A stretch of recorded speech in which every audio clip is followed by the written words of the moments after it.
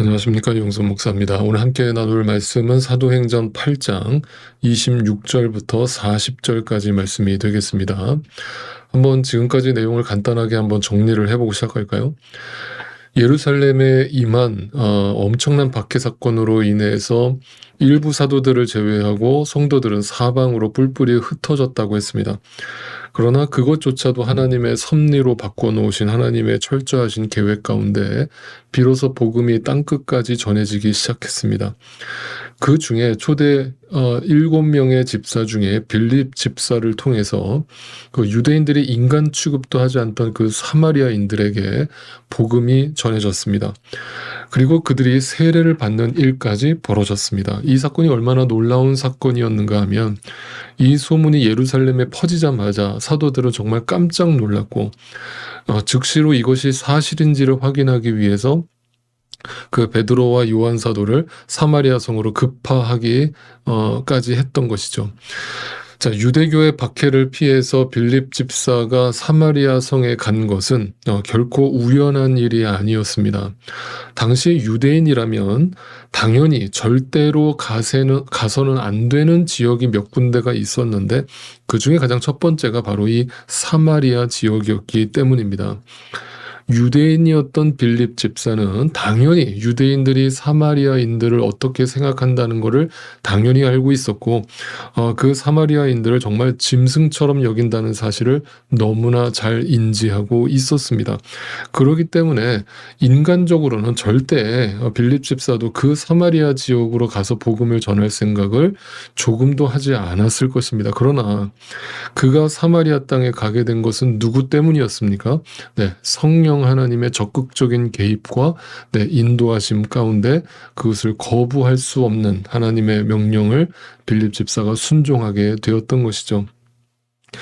자, 그래서 우리가 사도행전을 읽어나갈 때 여러분이 놓치지 말아야 될 되게 중요한 단어 하나가 있습니다. 그게 뭐냐면 성령의 인도하심을 따라서라고 하는 단어가 이 사도행전의 곳곳에서 등장합니다. 여러분 그것을 유심히 들여다보셔야 됩니다. 다시 말하면 그냥 사람이 움직인 게 아니라 내가 가고 싶어서 간 게 아니라 내가 계획을 세워서 간 게 아니라 성령 하나님의 개입이 있었다라는 것을 분명히 증언하고 있기 때문입니다. 자, 오늘 본문 26절 이렇게 증언하고 있습니다.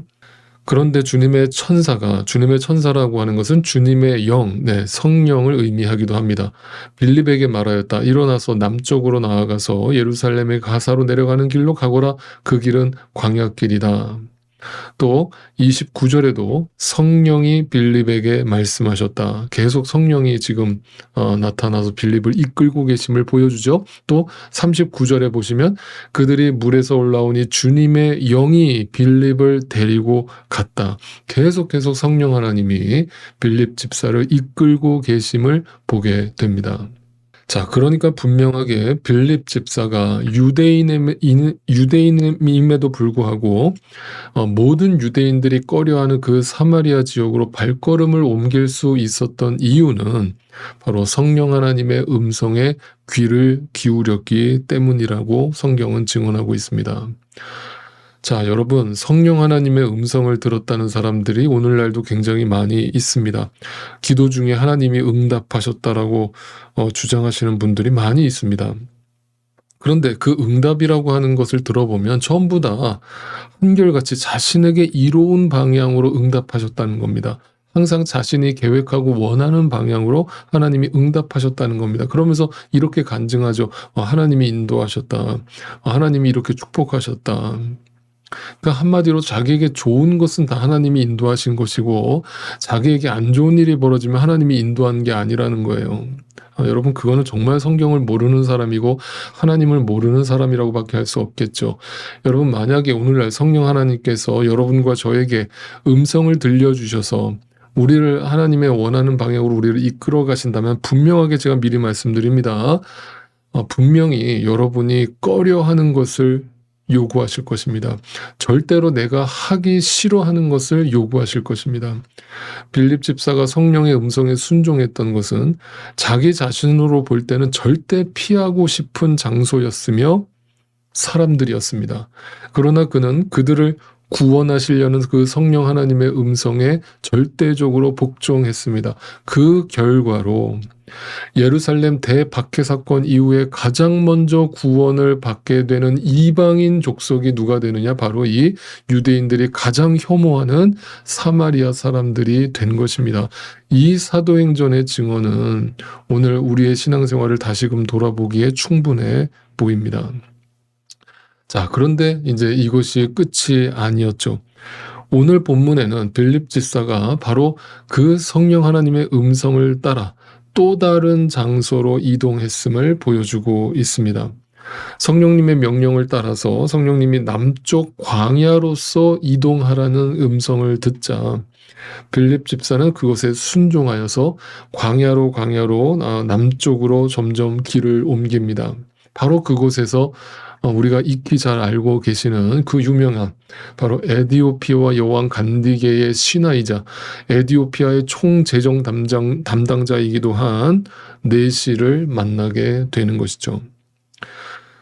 자, 에디오피아 사람이라면 역시 마찬가지로 당시 유대인들이 아주 철저하게 경멸하고 혐오했던 족속이었습니다. 일단 에디오피아라고 하는 그 말 자체가 무슨 뜻인가 하면 검은 피부라고 하는 뜻입니다. 네, 블랙 스킨이죠. 그래서 유대인들이 가장 혐오하는 흑인들이 바로 에디오피아인들이라는 것을 우리가 금방 알게 됩니다. 에디오피아라는 이 말을 히브리식으로 발음을 하면 쿠시라고 발음을 하는데 이것이 우리말로 번역이 되면서 우리말 성경에는 구스라고 번역이 되어 있습니다.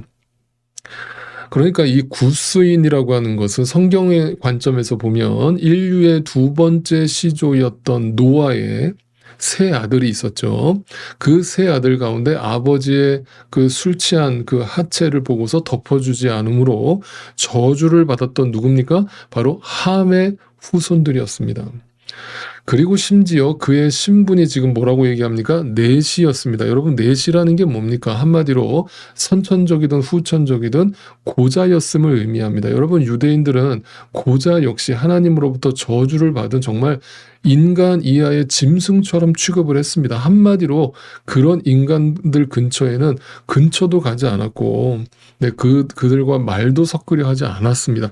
그런 짐승처럼 취급되던 그 에디오피아 내시에게 복음이 들려지게 되었다라고 하는 이 사도행전의 기록은 이 기록 자체만으로, 이 사건만으로 바로 2000년 전으로 타임머신을 타고 우리가 돌아가 본다면 정말 이 소식을 들은 유대인들은 하나같이 다 충격을 받았을 거라는 사실입니다. 자, 이런 상황에 처한 빌립 집사의 마음, 우리가 한번 먼저 생각을 해보기를 원합니다. 자, 예루살렘에 살고 있었던 빌립 집사는 어느 날 예수님을 만나게 되었습니다. 그리고 그의 신실한 제자로서 주님의 뜻을 따르는 그리스도인이 되었습니다.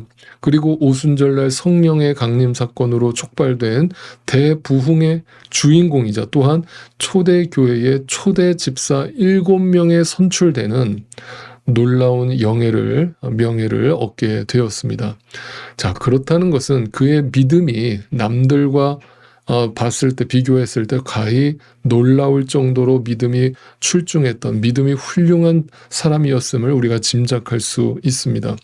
자, 그런 그가 예루살렘 대박해 사건이 일어나자 예루살렘 밖으로 걸음을 옮기게 되었는데 그때부터 성령 하나님의 인도하심을 따라서 유대인들의 상식으로는 절대로 찾아가서는 안 되는 사마리아 성으로 가게 되었습니다. 그리고 또 성령 하나님의 음성을 따라서 그 사마리아 성으로부터 남쪽으로 약 70km 떨어진 그 광야 지역으로 걸음을 옮기게 되었습니다. 그리고 바로 그곳에서 짐승보다 더 천하게 여기는 이디오피아 내시를 만나게 된 겁니다. 하나부터 10까지 빌립 집사 입장에서 보면 예수님을 만나고 나서 그의 삶에 펼쳐지는 이 상황과 환경은 가히 당시 시대 속에서 살펴본다면 정말 상상을 초월하는 그런 불편한 만남이 지속되고 있는 것입니다. 하나님 지금 뭔가 크게 착각하고 계시는 거 아니십니까? 왜 지금 저한테 이런 사람들만 만나게 하십니까? 왜 하필이면 복음을 좀 정상적인 사람들한테 전하게 하시지 어떻게 이런 인간들에게 먼저 복음을 전하게 하십니까? 라는 인간적인 생각이 충분히 나올 수 있는 그런 상황으로 하나님이 그를 몰아가십니다. 자, 그런 상황 속에서 빌립 집사가 순종할 수밖에 없었던 이유가 뭐라고요? 네, 인간적인 생각을 했으면은 절대로 가서는 안 될 사람들에게 가게 된 이유는 바로 그 안에 충만하게 역사하고 계시는 성령 하나님 때문이었습니다. 그 성령 하나님이 한 영혼을 향한 사랑의 마음과 그 하나님의 마음을 알게 해주셨을 때 그것은 자신의 고정관념을 뛰어넘는 것이고 당시 시대적인 의식을 뛰어넘고 어떤 그런 사람들의 시선을 뛰어넘는 것으로 나타난 것입니다. 바로 이것이 믿는 자들의 모습이라고 성경은 보여주고 있는 겁니다. 자, 이러한 빌립 집사의 순종. 자, 그렇다면 이제 우리의 시선을 잠시 옮겨서 이 에디오피아 내시의 시선으로 그의 인생 속으로 한번 우리가 들어가 보겠습니다. 당시 시대 속에서 저주받은 땅 에디오피아에서 태어나서 백인들과 유대인들에게 혐오를 받으면서 그러나 그곳에 굴하지 않고 열심히 살아서 에디오피아 여왕의 오른팔의 자리까지 올라갔습니다. 아마 이것은 당시 에디오피아 사회에서는 누구도 꿈꿀 수 없는 엄청난 성공을 거둔 것이라고 할 수 있습니다. 당시 시대 속에서 이런 대부분의 흑인들은 노예 생활을 하듯이 거지처럼 살았기 때문에 그런 것들을 감안한다면 그의 인생은 한마디로 에디오피아라고 하는 그 지역 내에서는 성공한 사람이라고 할 수 있겠습니다. 어떻게 보면 그 부와 명예와 권력을 마음껏 취해서 그 가운데 인생을 그냥 허비하고 낭비할 수도 있었을 것입니다. 그런데 그 에디오피아 넷이 아무도 주목하지 않는 그 땅에 어느 날 하나님이 그 넷이에게 하나님의 말씀을 들려주신 겁니다. 그리고 그 하나님을 더 간절히 알고 싶다라고 하는 열망이 마음속에 생기기 시작합니다. 그리고 그 열망으로 하나님을 만나고자 바로 예루살렘 성전을 향해서 걸음을 옮기게 되었습니다. 그리고 예루살렘에 도착을 해서 잔뜩 마음에 부풀어서 기대를 했습니다. 예루살렘 성전 안에 들어가서 하나님의 말씀을 직접 듣고 또 배우고 또 하나님께 제사를 드리고 예배를 드려야겠다라는 부푼 마음을 가지고 예루살렘 성전에 도착을 했는데 당시 유대인들이 가지고 있던 율법, 그 율법으로는 이방인은 예루살렘 성전 근처에도 갈 수 없었습니다. 다시 말하면 그의 꿈은 한순간에 물거품으로 꺼질 수밖에 없었던 것이었죠. 그래서 그는 예루살렘 성전 근처도 들어가지 못하고 먼 발치에서 예루살렘 성전을 바라보면서 하나님께 기도를 했을 것입니다. 기도를 하고 안타까운 마음으로 발길을 돌려서 다시 자기의 고향 땅 에디오피아로 되돌아가야겠다는 생각을 했을 것입니다. 그리고 걸음을 옮겨서 그 남쪽 지역에 있던 광야 지역으로 걸음을 옮기고 있었습니다. 하나님을 더 알기 위해서 머나먼 예루살렘을 찾았던 그 내시가 사실상 아무것도 보이는 것 없고 아무것도 잡을 것이 없는 그 광야로 발걸음을 옮겼다라는 거, 그 이야기만으로도 당시 이 에디오피아 내시의 마음이 얼마나 허무하고 공허하고 외롭고 쓸쓸했을까를 우리가 엿볼 수 있습니다. 바로 그때 그 절망의 순간에 한치의 오차 없이 우리의 삶을 인도하고 계시는 그 하나님의 인도하심 가운데 누구를 만나게 됩니까? 빌립 집사를 만나게 됩니다. 여러분, 이것도 정말 신기한 거예요. 어디 예루살렘 성전에서 만났다고 그러면은 우리가 납득이 되겠는데 광야에서 만났다는 거예요. 광야라는 것은 말 그대로 사람들의 인적이 없는 곳 아닙니까? 아무것도 보이는 게 없고 아무것도 만날 사람이 없고 아무것도 붙잡을 게 없는 장소가 광야예요. 바로 그곳에서 에디오피아 내시가 뭐 하고 있었습니까? 하나님을 향한 그 갈망과 열망이 있으니까 그 자신이 타고 가던 마차에서 성경을 읽고 있었습니다. 그런데 마침 그때 빌립 집사를 만나게 된 겁니다. 여러분, 이 만남이 어떻게 우연한 만남일 수 있겠습니까? 자, 이 본문의 내용을 자세히 들여다보죠. 29절부터 31절까지를 읽어보겠습니다. 성령이 빌립에게 말씀하셨다. 가서 마차에 바짝 다가서거라. 빌립이 달려가서, 여러분 주목해 보세요. 빌립이 그 성령 하나님의 음성을 듣고 거기에 누가 타 있는지도 모르고 그곳을 향해 달려갔습니다.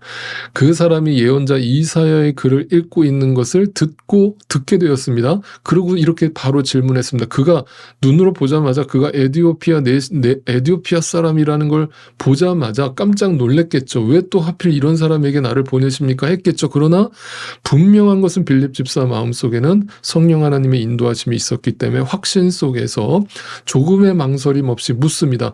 지금 읽고 있는 것 이해가 되십니까? 라고 물었습니다. 여러분, 이렇게 질문한다는 의미가 뭡니까?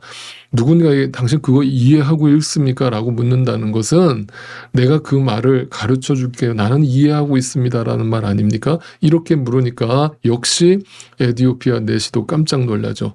그가 대답하기를 나를 지도하여 주는 사람이 없으니 내가 어떻게 깨달을 수 있겠습니까? 하고 올라와서 자기 곁에 앉기를 빌립에게 청했습니다. 자, 에디오피아 사람, 흑인, 당시 사람들이 짐승처럼 취급하던 그 사람 옆으로 유대인인 빌립을 초대해서 내 옆에 앉아달라고 청합니다.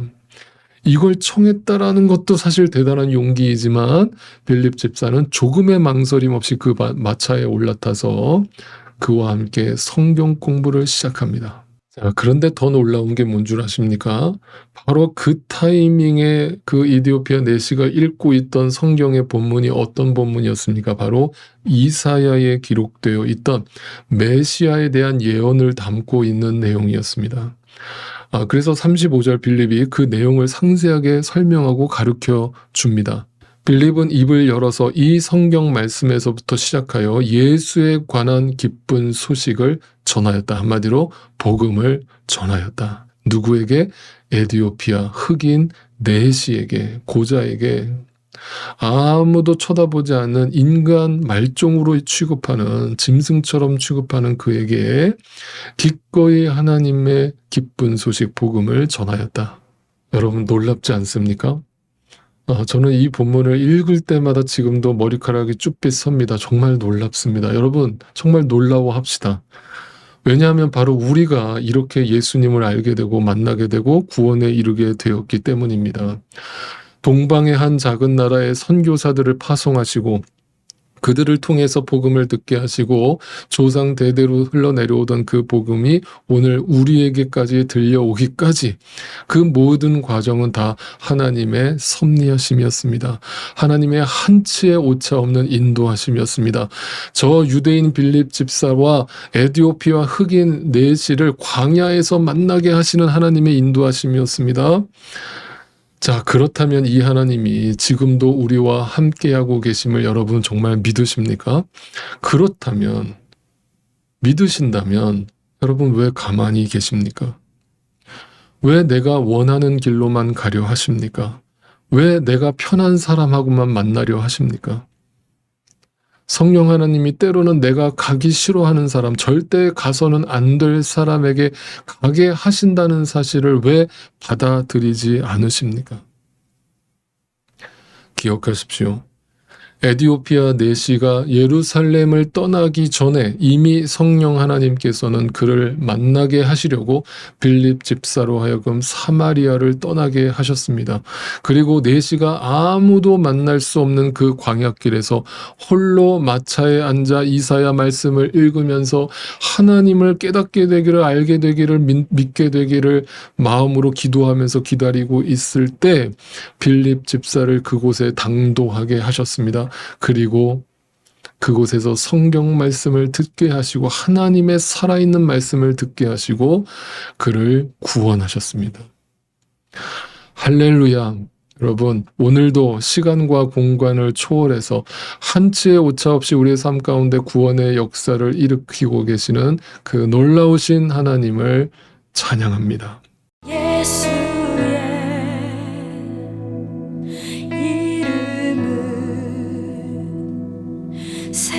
세상의 소망이여